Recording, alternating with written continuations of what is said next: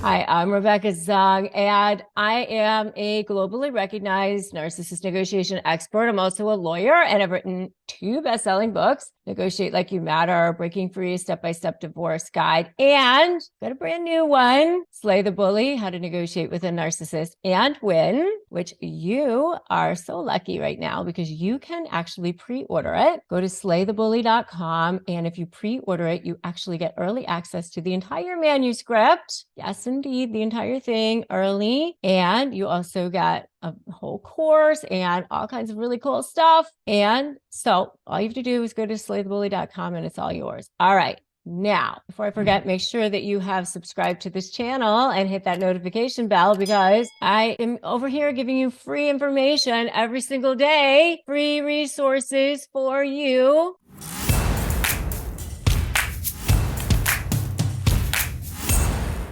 Oh, wait a minute. Hold on. What was that? You were saying something. What was that again? You were trying to talk to them. You were saying something that was actually really important. And then in the middle of that, they needed to do something, right? Remember what I've said all the time, that narcissists are way more afraid of you than you are of them. And why is that? Because they want to have their world. They don't want their territory to be threatened and denial because it threatens their sense of control. There's always these little attacks of needing to look at the phone, talk to them, the whole thing, because you're always being sort of subtly devalued. Why are you bringing that up now? How come I don't like your tone, the whole thing all the time. If you want QuickBooks done or something like that, you say, hey, can you get the QuickBooks done? You're so much smarter. You're so much better at it. It'll get done so much faster if you do it than if I would do it. I barely even know what I'm doing on it. I don't know, whatever you want to say, but you can't say it with any sort of tone, or you can't be sarcastic about it.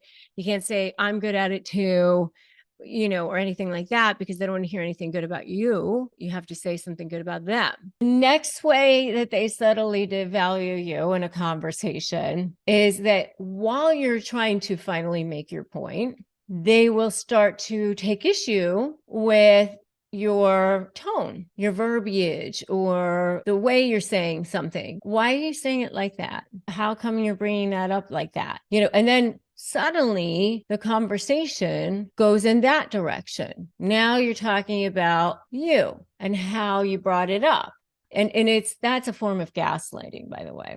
And this is something you have to do in order to start your own healing process. Again, they want to maintain their sense of control over you, but you have to create boundaries in order to start the process. So I say step 1, don't run. Step 2, make a U-turn. Step 3, break free. And in step 1, to start the process of your own healing, to get away from them, to start that process of not having so much toxicity in your life, you need to have some sort of boundary. And the very first boundary that you can create might just be, you don't get to talk to me in a certain way.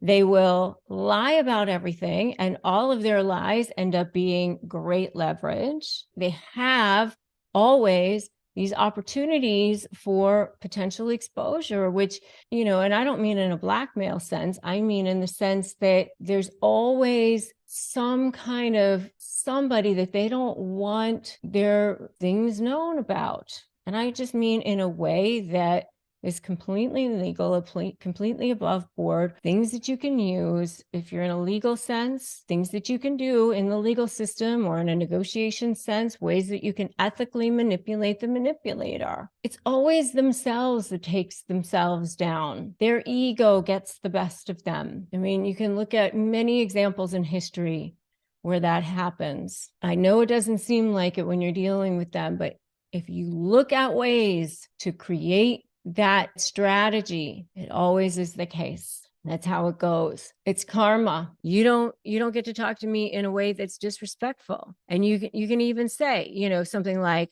I'm not okay with you speaking to me in this way. And by the way, I have phrases for disarming narcissists, which you can get at disarmthenarc.com.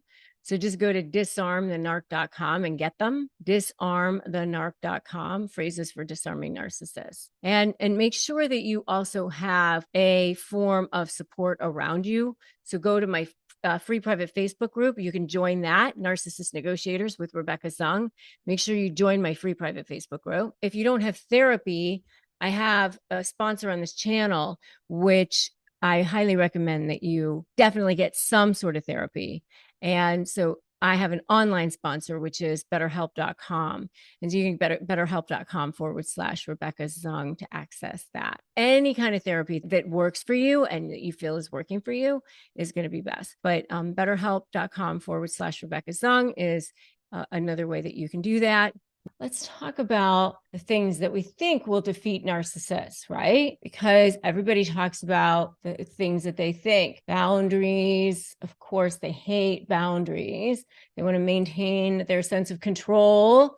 And it's exhausting. It's exhausting because, you just are constantly dealing with that. You're constantly walking on eggshells, and you feel like they suck the energy and the wind out of you all the time. And you don't feel like you walk away feeling uplifted, feeling vibrationally higher, feeling vibrationally like your energy is higher. And you want to be around people that make you feel better. Like you feel like your light is higher, your energy is higher. And those are the kind of people that you want to be around, so you want to feel like you're breaking free, like you want to be around them. The thing about narcissists is they're one-trick ponies. They're not actually very smart about the way they handle things.